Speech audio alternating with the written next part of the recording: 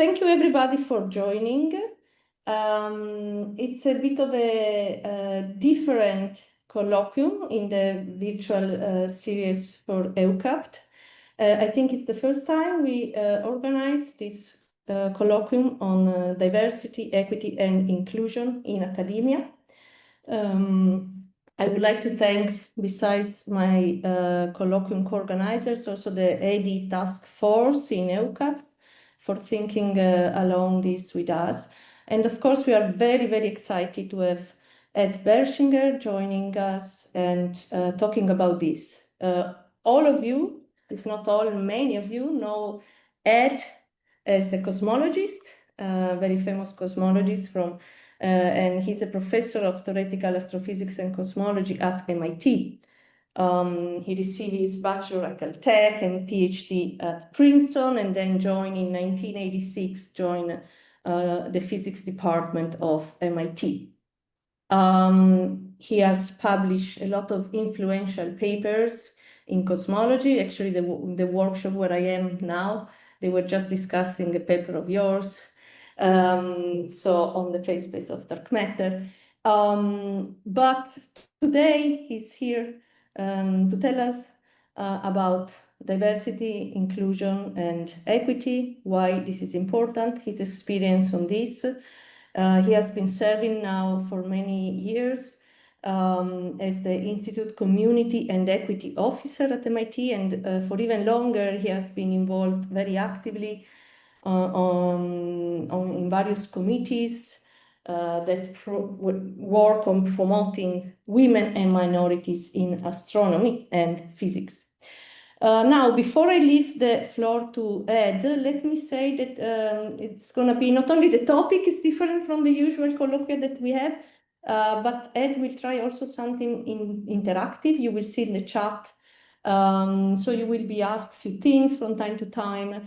And I know that it could be, I know that's the case for my research group, that people join in a group, listen to this colloquium in a group with a single computer. You might want to think about having access to your own, through your own computer, so that you can fill out and react to these questions and whatever interactive activity we will be called upon. Without further ado, Ed, the floor is yours. Thank you very much for joining. Thank you so much, Alessandra. I want to thank you, the Colloquium Task Force, and Tim Linden for the invitation to speak to you on this topic. This topic and the venue of your collaboration represent the two major themes of my professional life, as you mentioned. Astroparticle physics, or what I thought of as cosmology and theoretical astrophysics, and EDI. It's really very satisfying to me that these two topics are overlapping here and now. During the last decade, I've given many EDI-related talks, and I often emphasize that the successful responses to systemic problems of sexism, racism, and so on are necessarily collectivist. That's not how things usually work, at least in the competitive atmosphere and environment of physics that I kind of was raised in. Oppression is systemic, and we'll delve into what that means in this presentation. It's not something that's given or received individually. That isn't to say that individuals aren't important. They are important for improving organizational culture and practices. It's, after all, only individuals acting together who can affect change. But I'm a theorist. I'm also a practitioner, it turns out. Anyway, such theoretical notions, they seem to pass over many people. Perhaps the ideas of oppression and so on seemed rather distant from many in the audience. In 2025, however, it seems unnecessary to argue the importance of impression or systemic effects for two reasons, I think, at least. First, the opponents of EDI particularly in politics, argue that EDI itself is an organized effort to undermine meritocracy, devalue white men, and enforce, in the words of a Trump executive order 14541, quote, illegal and immoral discrimination programs, close quote. That shows that collective efforts to promote EDI are recognized. Absolutely. In fact, right-wing governments are quite afraid of them. And so, in fact, EDI has become an intellectual and political battleground where those under attack seek cover while striving to continue advocating the economic and societal benefits of EDI. Hence my title and a few recent examples from the news in this first slide. I became a scientist in part because I wanted to study something pure, and I thought free from politics. That's no longer possible, at least in the US. Science, academic freedom, and social equality are under attack. This is pretty evident in my country, but it's also not localized to one country or one time. For many of you, it may be bewildering that a leading nation, the US, could engage in such self-destructive behavior. Not so for me. I've always had interest in the humanities and social sciences, and for 6 years I taught a class called Science Activism.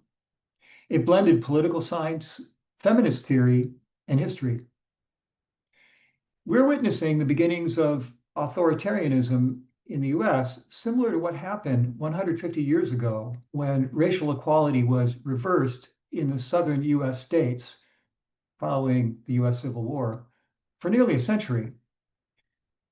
Now, I'm hopeful that this time will not last for a century, but the effects of these efforts are threatening to spread. In fact, have spread to some countries, of course. And later I'll show, so here are some examples, of course, in the US context. Later I'll show links to these news articles so that you can read more details if you are so interested. Here's some more examples of recent intersections of EDI with universities. Not all of them in the US, of course. It's interesting to notice that many of the right-wing attacks are written in English. And this is no coincidence. The prominent attacks on EDI have largely been developed in stealth, actually, by groups such as the Heritage Foundation in the US over more than a decade. That's a right-wing think tank that provided the framework for the current US administration's policies, including the deportation of immigrants. Stealth tactics can be used by both advocates and opponents of EDI. Another lesson that the humanities have taught me is the inevitability of cultural change. Early in my career, I didn't expect France to emerge as a leader in advancing EDI. But now France and Spain are among the more supportive and liberal countries in this sphere. The title of my talk includes 3 rhyming words. The clever among you may have imagined them as a relabeling of diversity, inclusion, and equity, but my intent was different. I chose stealth as a pragmatic and strategic adaptation that many people are taking. Stealth alone, though, is insufficient because the EDI work is often carried out by people with little power in an organization. It can succeed if the principles and practices they advocate are widely agreed to, and that means coming out of stealth. Hence the second word in the title, health. If scientists or others with some power in organizations see the benefits of EDI, the practices are much more likely to become part of the culture. And remember, that's changing regularly. Here are 3 of my favorite books that make a good case of the benefits of EDI, and that's the health word. The third word, wealth, is nuanced and maybe is best regarded here through the word equity. Sometimes equality or fairness are used in place of the word equity.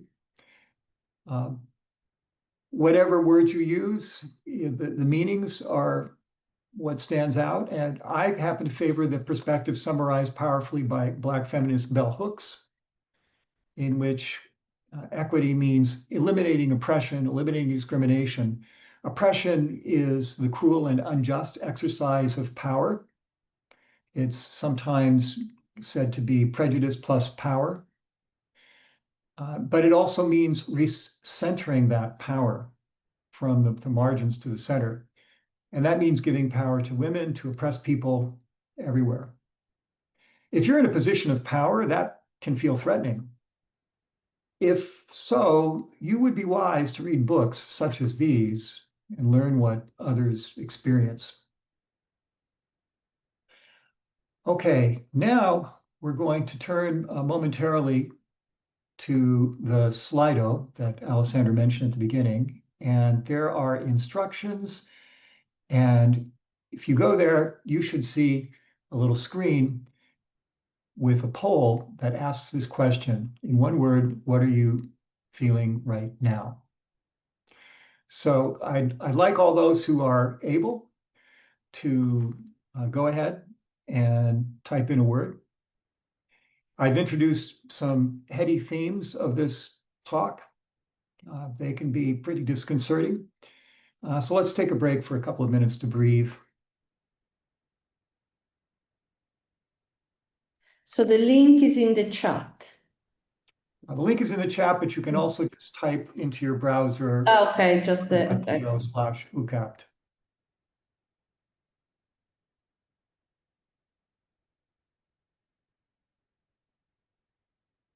I'll repost the link in the chat again.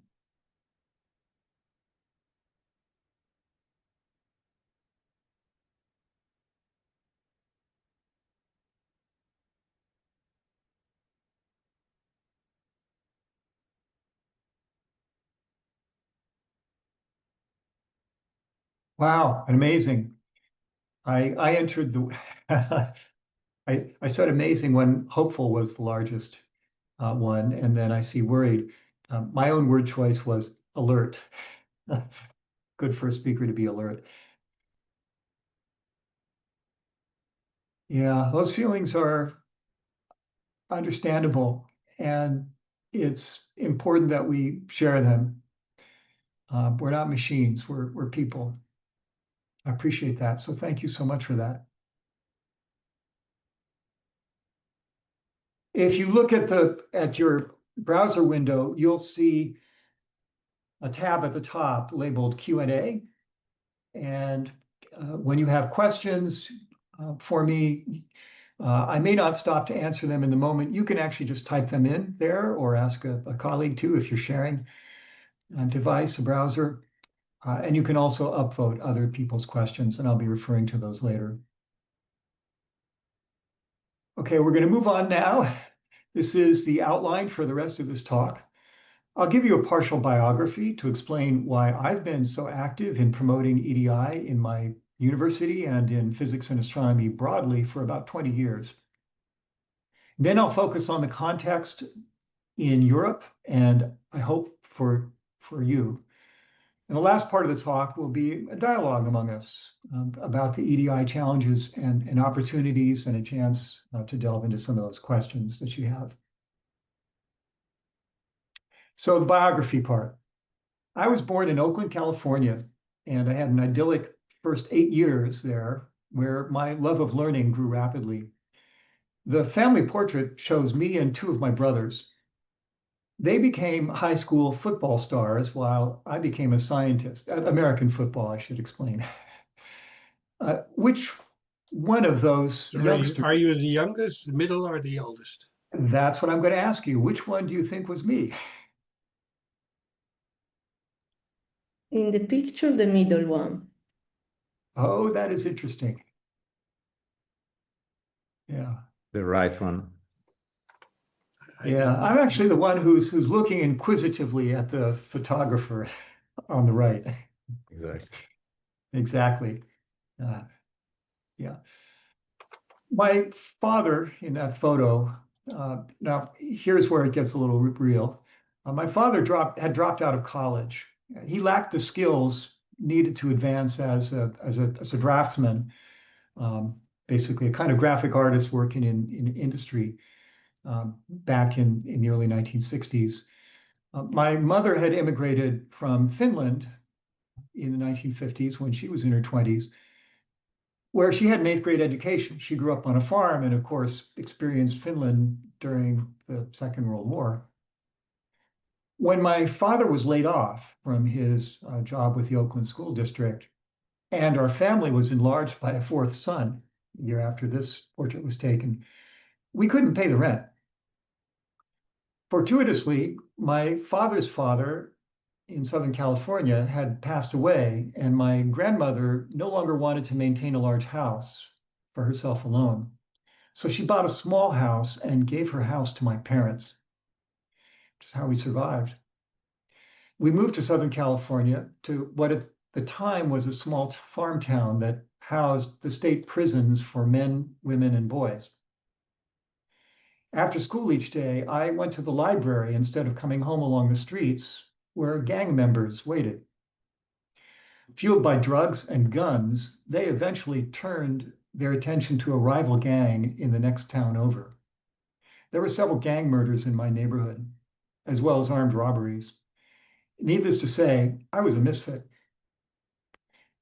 To make matters worse, my father became abusive. My mother sought to protect her children, but I was the only one interested in studying. I adopted my mother's Finnish sisu, Finnish word for guts. This word refers to their extraordinary endurance and persistence. I felt that I had to get away, escape.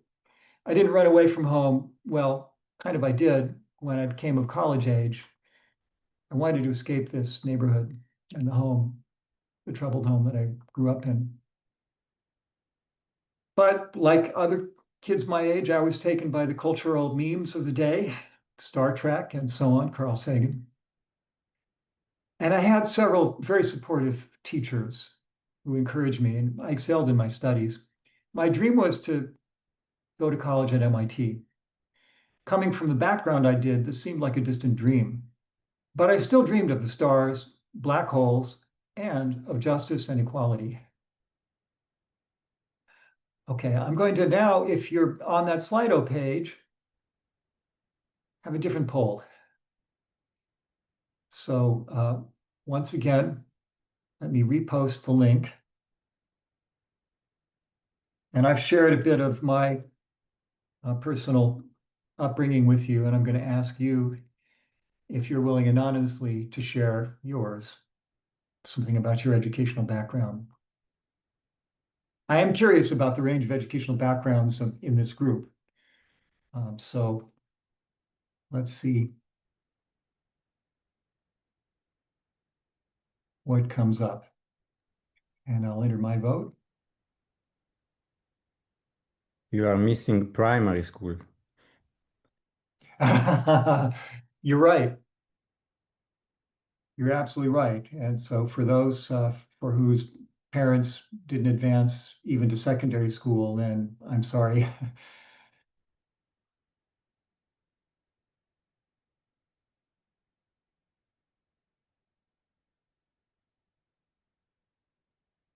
This is quite interesting. This is a large percentage that in the US terminology would be called first generation to college. The parents didn't advance beyond secondary school. I'll say that in the US, this is largely, or at least in the circles that I go, this is largely generational. Older people of my generation, fewer of our parents went to college. Our parents were educated at the time of the war or shortly thereafter, and it took some decades for college to become more widespread. Now more than a third of the US our population goes to college, but still far from 50%. Thank you for sharing that.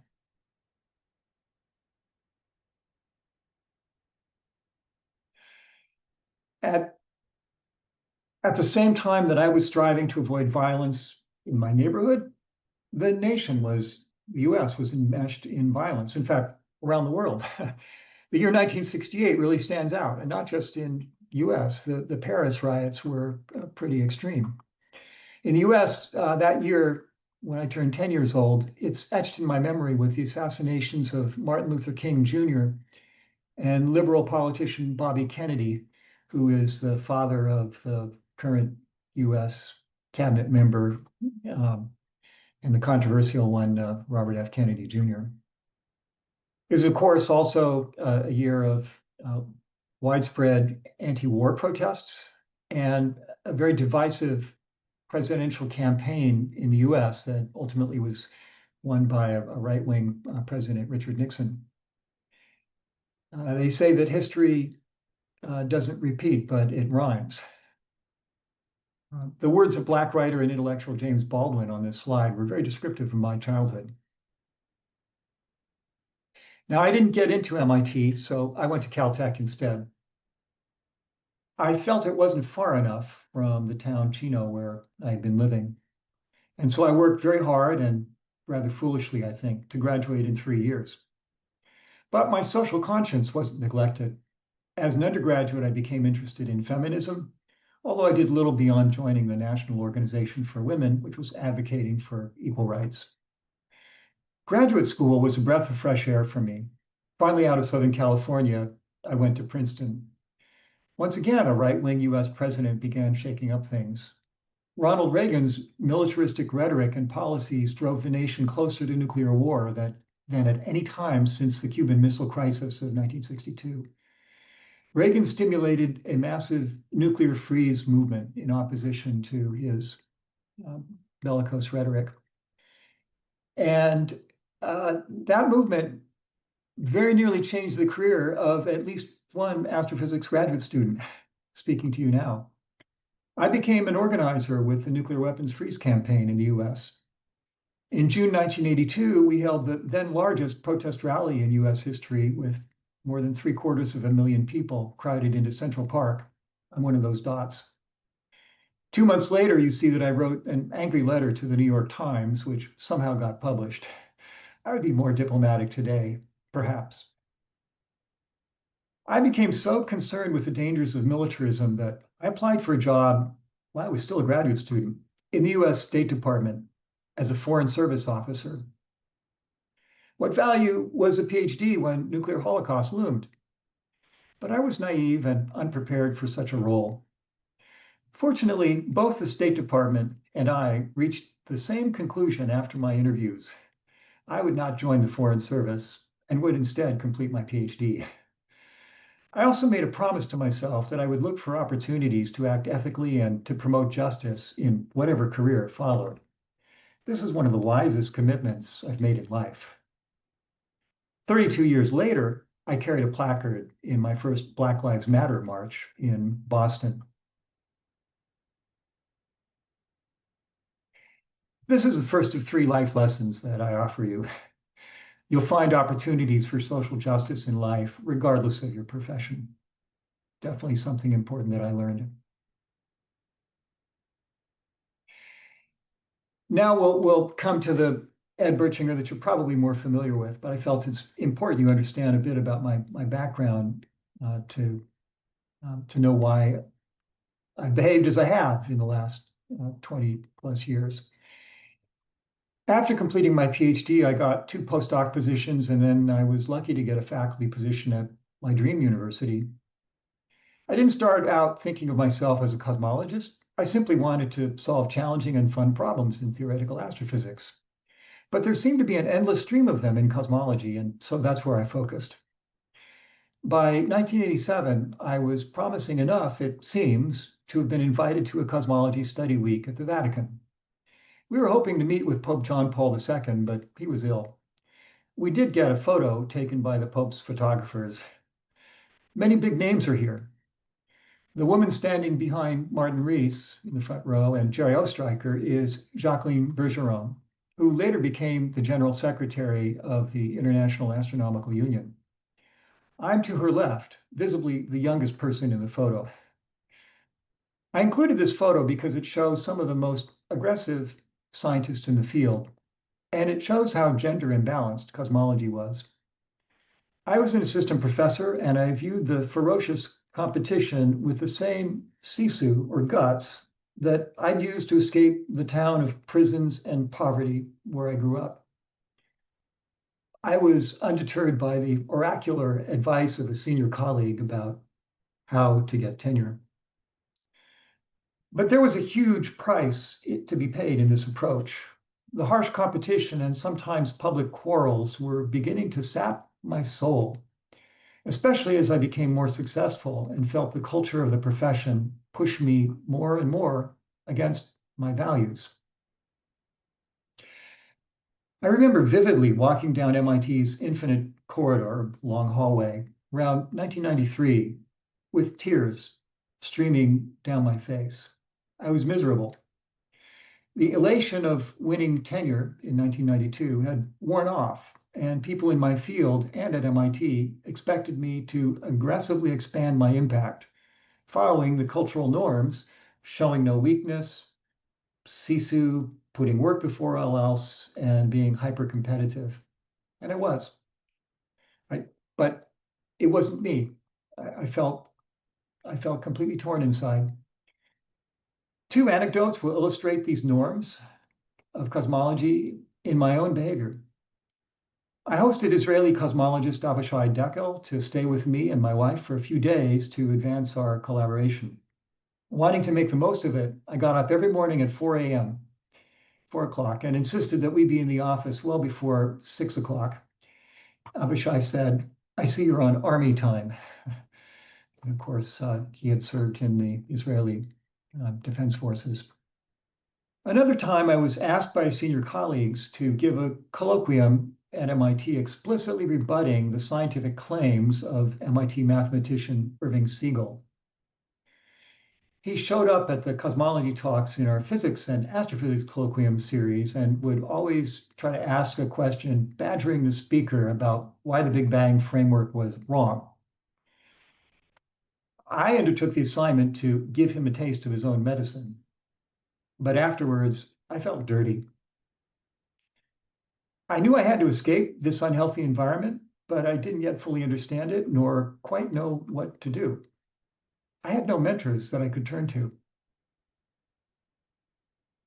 Years later, I learned that what I had experienced was a normal reaction for some people experiencing the effects of what we call now toxic masculinity. The four descriptors that I mentioned on the previous slide, dog eat dog and so on, they're the defining characteristics of what a distinguished group of social scientists named a masculinity contest culture in 2018. That same year, I learned about gender role strain, described here by the American Psychological Association. It was healing to see that what I had experienced was normal and had a name. And by the way, in 2018, I stepped down from being the Institute Community and Equity Officer at MIT because, in fact, I was pushed out for reasons I may say more about later. But that hasn't stopped me from continuing to act to serve the marginalized. In fact, it only increased my dedication to doing so. These phenomena of masculinity are more widespread than ever today. They're promulgated by governmental leaders who seem intent on destroying a nation's well-being, more than one nation, I would say. When psychological warfare is being used, we need to protect our psyches. And here is my second lesson, and an important one, very important one. Do not accept violations of your core values. At the time, back in the 1990s, I didn't know all of this.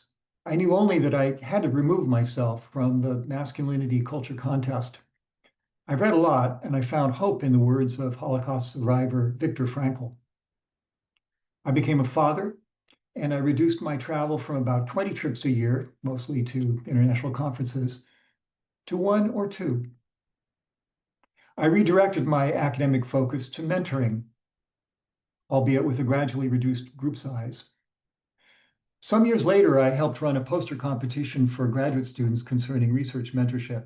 I really like the entry on the right, provided by chemistry graduate student Raul Correa. Okay, we're now going to switch back again to the Slido. So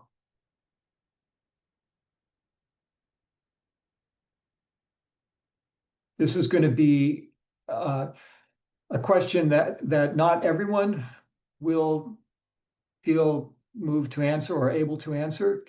But if you have ever considered leaving the field, why? What are some of the reasons?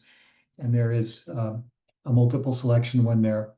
Slido doesn't offer nested logic that allowed me to ask a two-part question to find out how many of you had considered leaving the field. So we won't know that, but I'm just curious to learn if others have also considered leaving their field and for what reasons.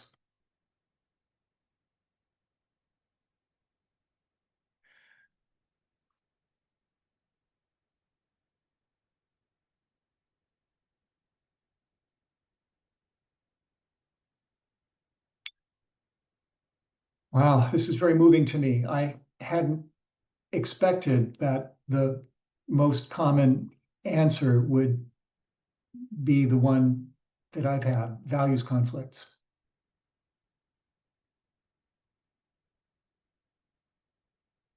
Oh.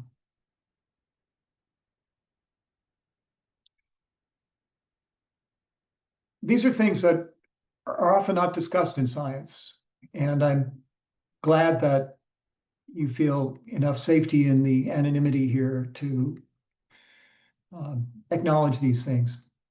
I think it's important for the profession that we recognize and advance our humanity even before our science. Thank you. Means a lot.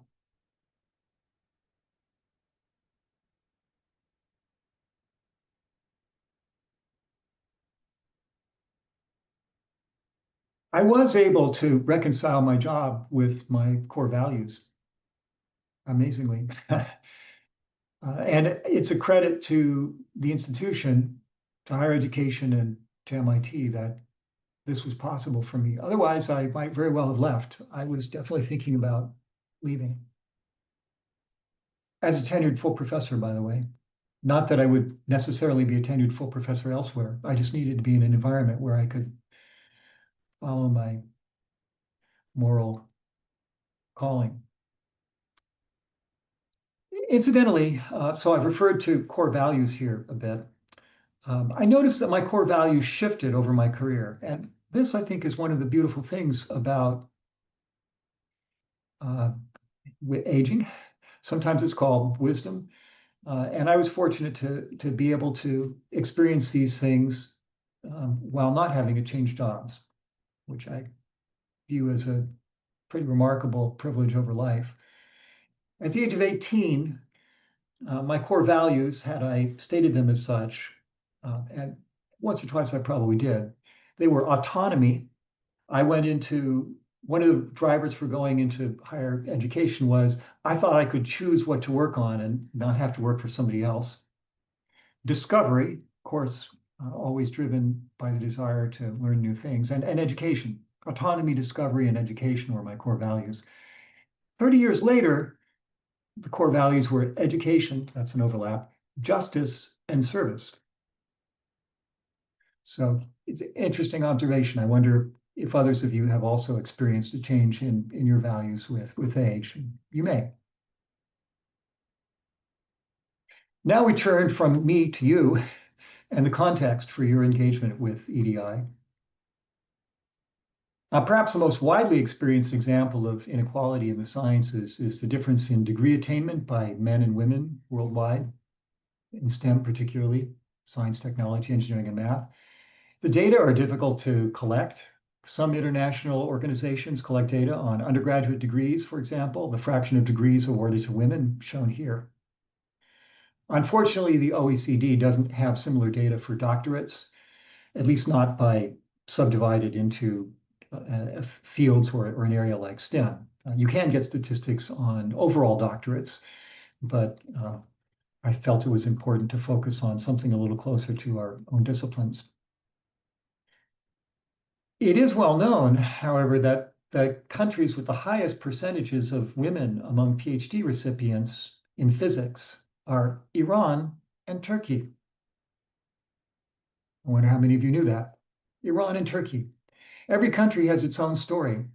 So, of course, does every woman. One common story for women is that they tend to be paid less than men. Of course, there are all kinds of conditions to impose if you want to make a, quote, fair comparison. This is usually motivated by attempting to show that individual women are treated fairly. But this misses the point. Trying to compare somebody with the same background at the same career stage, etc. The fact is that as a group, women have less economic power than men, less wealth, less freedom. And these are exacerbated by the large differences in unpaid labor between the sexes, whether in the home or the workplace. You can see on the bottom, the country differences in that unpaid labor, they're stark. Women's unpaid labor is subsidizing male career success. As a result, women tend to slide further behind men as incomes grow. These figures are from a recent preprint by women French astronomers. The abstract notes, quote, the proportion of women consistently declines with increasing job security, career seniority, qualification level, and salary. This isn't equitable, nor is it just. When opponents of EDI talk about merit and protecting the meritocracy, it's based on a simplistic measure of merit, namely productivity. But I'll remind you that Albert Einstein, spent a decade working on general relativity before he was able to publish it. And most of that time as a professor, had he been a woman, he wouldn't have had a professorship and general relativity would have been stillborn. But gender and employment aren't the only EDI-related issues affecting you. The European Commission has set relatively progressive goals for social and human development in the European Union. Academics like myself now regard this with some great appreciation, wishing we had such. We used to, or we were on our way, but not now. The EU goals include a set of 5 projects aiming to improve EDI under the banner equality, the equality projects. They include supporting prominent groups that in the US are or were called protected classes, because the US civil rights legislation was developed to protect groups from discrimination. But the current US government has turned anti-discrimination laws backwards in order to suppress these groups and instead to advance white Christian men, such as the so-called refugees from South Africa. History shows that public support, at least in functioning democracies, strongly influences governmental actions on these issues. And hence the European public attitudes around them are so important. The European Charter of Fundamental Rights is still relatively young, but it seems to mean something to EU citizens.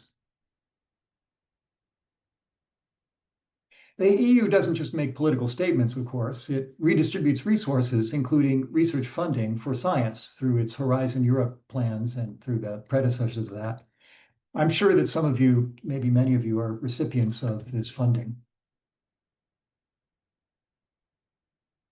And that, of course, enables the EU to turn fundamental rights and social equality from pronouncements to policies with some teeth. For example, the ERC funding under Horizon Europe requires applicants' organizations to provide a detailed gender equality plan. I can share with you my experience oh, sorry, didn't want to go forward yet.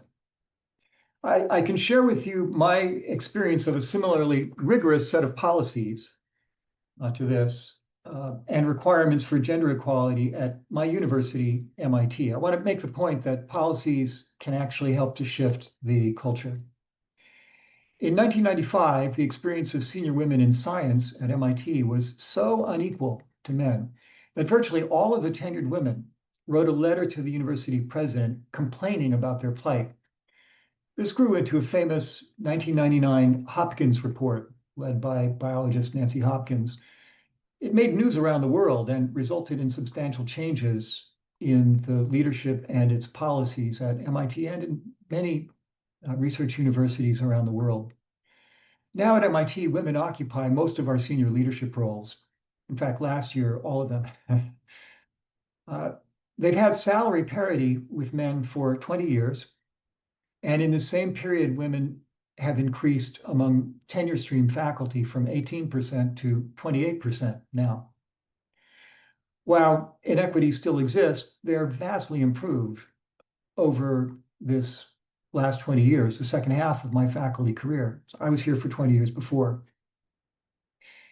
Institutional values, policies, and practices matter.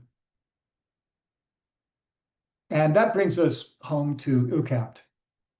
Your collaboration isn't an employer, and it doesn't have the same leverage as one, but it can still have an influence.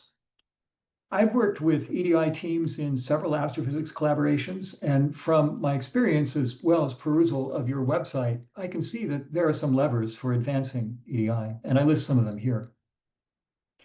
I mentioned in this slide professional societies because of my own experience of their importance in setting professional norms. I've witnessed that many scientists feel a stronger connection to their profession, to the professional society, funding agencies, journals, collaborations, than they do to their own employers. This helps to unify science, but can make it hard to stop bad behavior by powerful scientists. The professional societies I'm active in, the American Physical Society, American Astronomical Society, and so on, have responded by strengthening their ethics rules and taking actions against violators. Expulsions, revocation of awards, so on. Scientific collaborations sometimes can do the same. I've heard from the young people, there's something called the Spider-Man principle. Maybe some of you have heard it. With great power comes great responsibility. To emphasize ethical leadership, I invert and modify this to, with responsibility comes possibility. Imagination is more important than knowledge. Einstein probably wasn't thinking about EDI in an age of political turmoil when he said that, but he could have. I myself became a serious EDI activist only after I became responsible for helping guide the careers of people outside my own research group. Imagining how I might help them was transformative. We now come to the final part of this presentation. As scientists, many of you will prefer to try to quantify what I've been discussing, and you may find interesting or useful a couple of reports from the United Nations Human Development Office. Here's an example based on gender. UNDP has attempted to measure the level of gender bias operating across different nations. I think it's not an ideal measure, but nonetheless, it's very interesting. And one of the reasons is the kind of indicators that are used, things that we can also use within our own organization. The UN report uses a series of indicators to generate those country ratings. I won't show you the ratings. You can find them easily yourself if you're interested.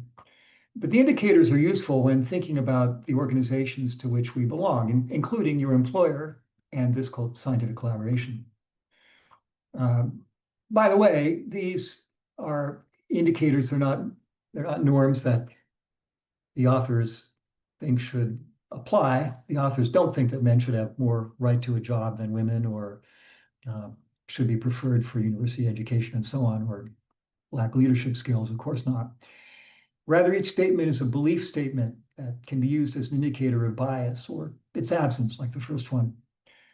Try to imagine what an honest conversation about these indicators would be in a diverse group, like your own scientific organization. Good. if you do want to have such a conversation using a rubric like this, I caution you that it's not easy to have such conversations that are inclusive and open rather than shutting down dialogue. These are very charged and emotional topics for many people on all sides of a political spectrum.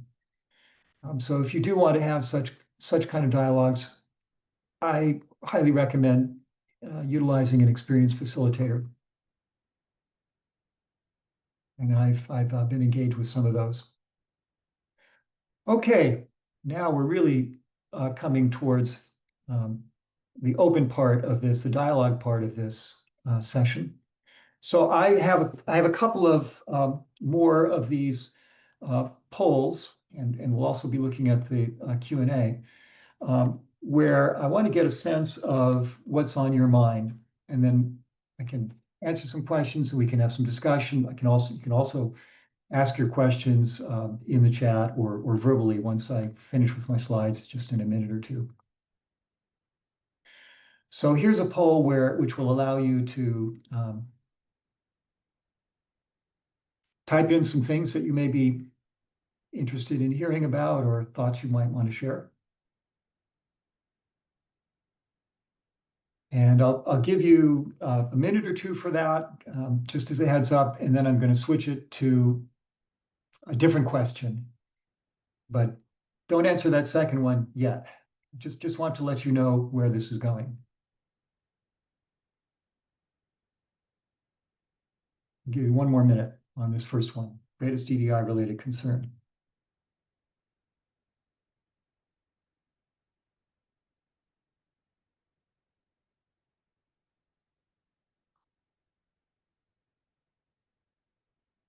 And I want to thank you for being so engaging and thoughtful and caring to share these things.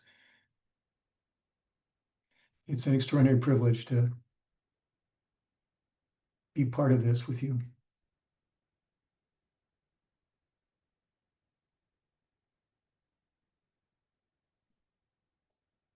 Okay, I'm going to now switch the poll to the second question. So let me do that.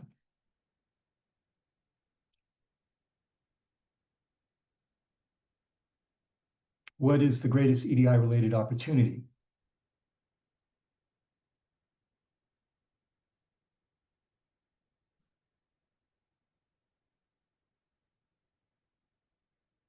And your responses may be the same, but you may also realize that opportunities can be fostered by circumstances.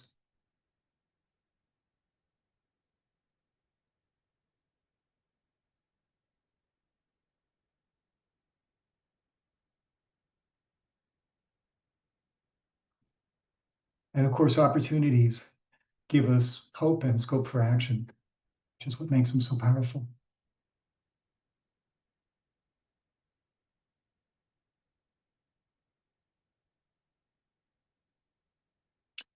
I'm going to leave that open for another minute or so.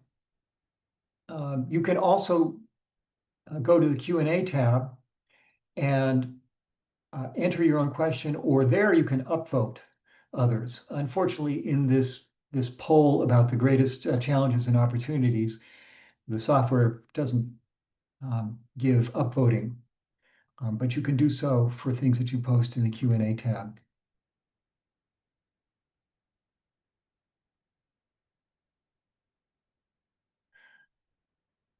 So I'm not going to formally end the talk here, but I am going to now open it up to broader discussion of these broader themes. And what I want to do personally is just take a look at your responses to these last two questions and just see what patterns I notice. I'm going to start with the opportunities one.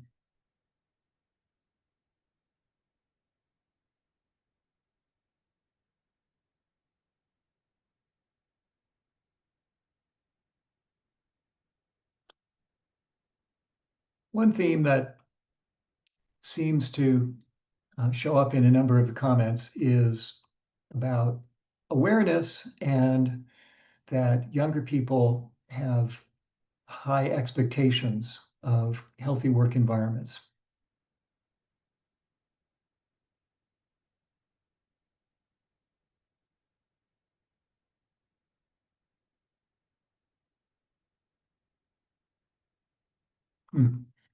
One person wrote, "We're living a moment where many dogmas are being challenged in society. This should be used in our favor." Good thinking. Another interesting, perhaps a personal note. So I've been a bit of an activist in the EDI area for a while, and as I mentioned, I taught a course on science activism. By the way, I did so with an appointment in the humanities at MIT as a member of the program in Women's and Gender Studies. And people often ask, well, I noticed, and others have noticed, that sometimes, quite interestingly, physicists or astronomers are particularly likely, at least compared with people in some other disciplines, to be more socially active and engaged on topics such as EDI. And question why? Some people have speculated that, well, for physicists, it's the guilt over the development of nuclear weapons and their use in Japan. I'm not of that generation, and I don't feel guilt over having developed or been party to the use of nuclear weapons. For me personally, the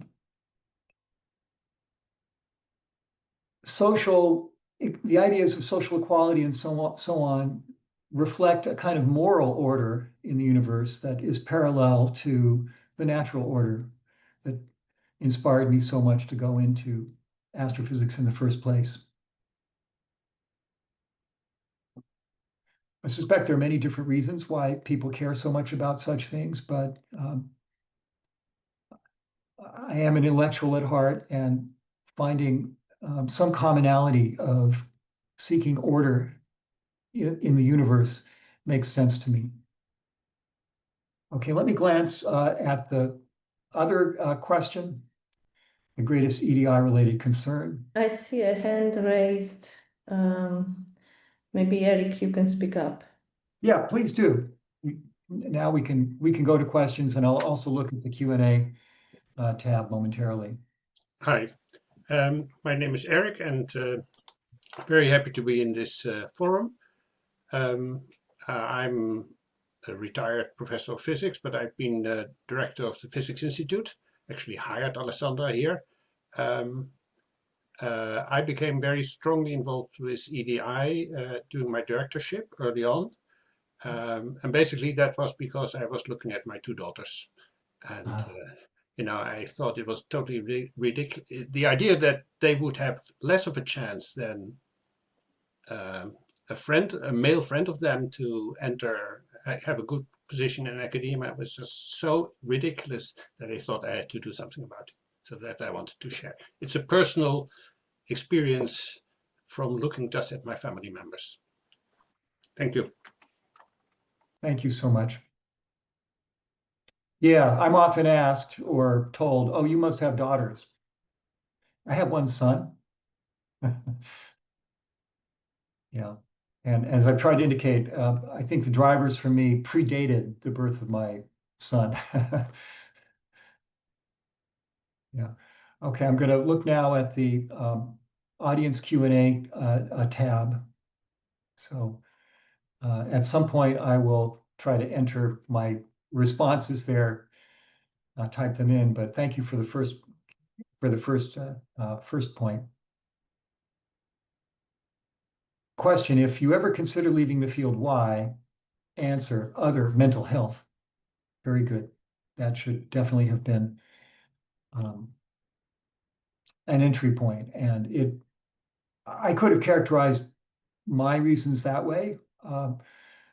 I have experienced depression, and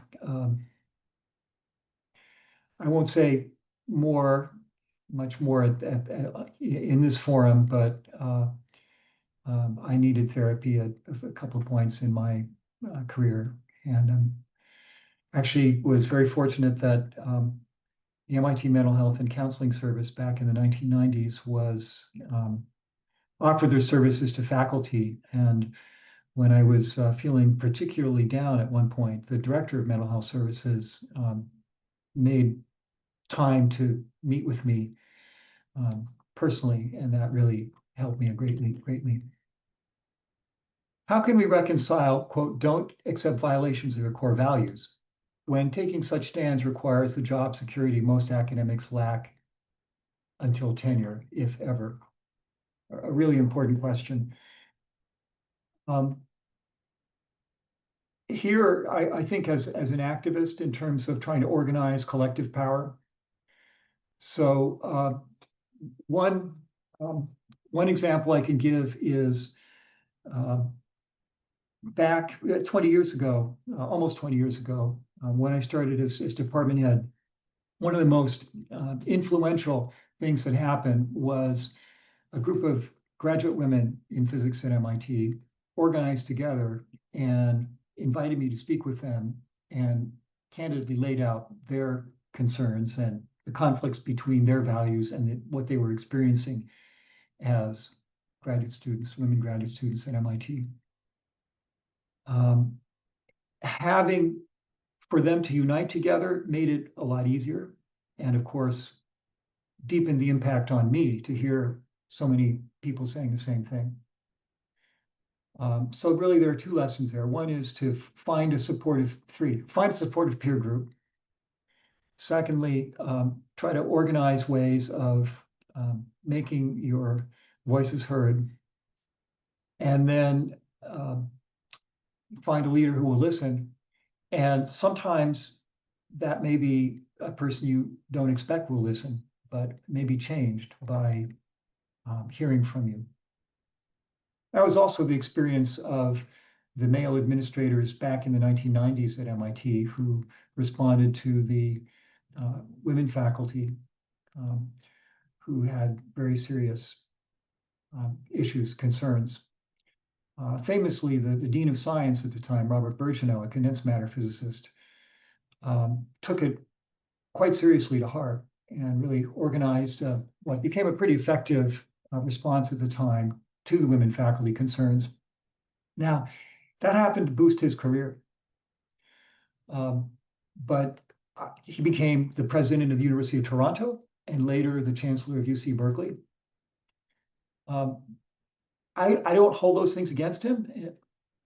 In those places, he attempted as well to support the needs of people. So utilize those allies where you can find them. Should we stop justifying diversity through productivity and just admit it's a moral imperative regardless of scientific outcomes? Yes. Thank you for saying that. I like to sometimes say that there are three arguments about why EDI is important, why diversity is important, and they're kind of progressive. And the weakest argument is what I call the economic one. That is the benefits of diversity. So making the case about why it is good for everybody and good for organizations. Let me say that perspective can be a good starting point for those who have not experienced inequality and who don't quite understand others' experiences. If they can see the benefits to the whole organization, particularly leaders, that's an entry point. But one doesn't want to stop there. And at some point, it does become a moral imperative. That's what I'll call the second stage. EDI is the right thing to do and necessary for health of individuals and organizations. But there's a third and even deeper reason, which I feel has become my primary reason now. And many of you, I think, may feel likewise. I have to it's who I am. It's part of my identity. I can't not be engaged on these issues. I would be torn apart if I couldn't devote my efforts to serving others in this way. And some of you may be skeptical of such a claim. Others of you, I'm confident, feel the same way. It's just who you are. So I mentioned that culture changes, individuals change too.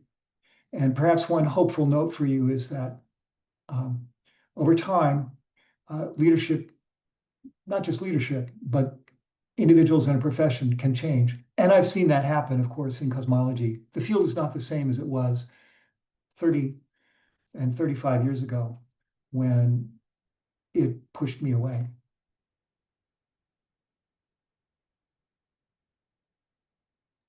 I will ask a question.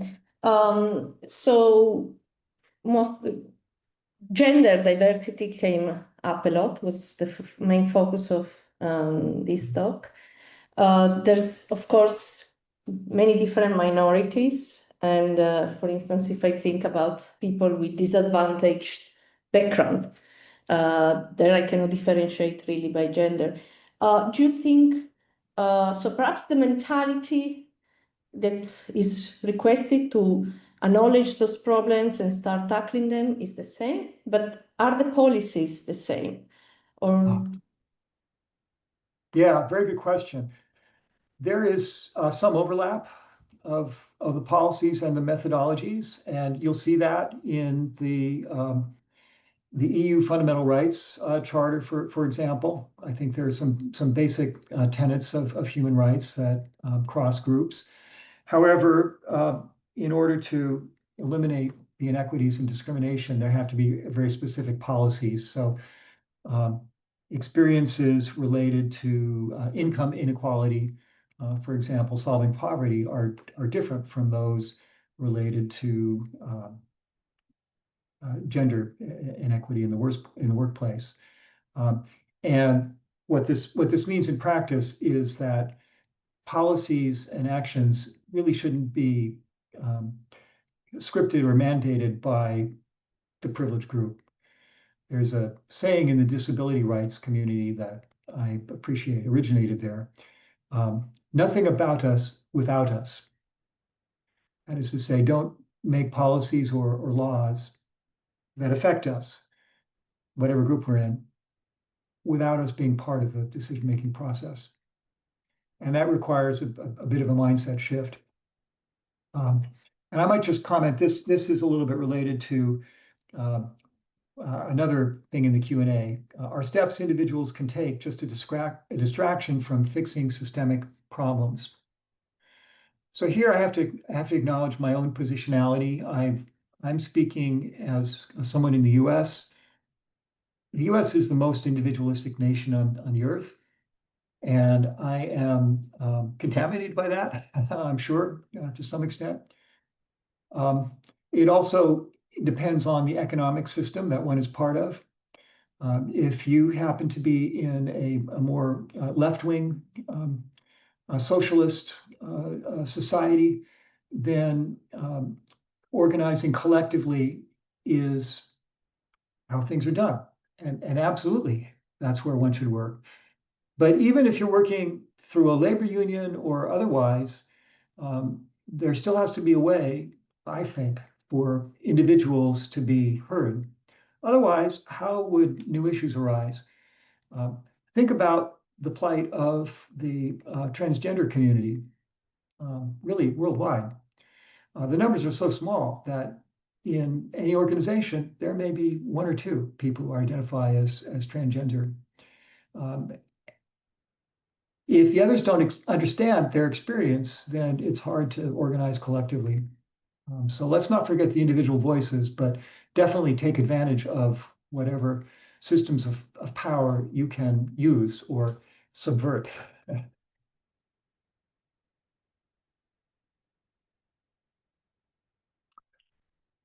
Okay, well, there are other questions, but I think this may be a good time for me to draw this towards an end, so I'm going to put up a last Slido poll, and let me just change the poll so that we can end with the question we began with. And we'll see what comes up. In one word, how are you feeling right now? Oh, sorry, that was the original one. This is the one. Let me clear it. Here it is.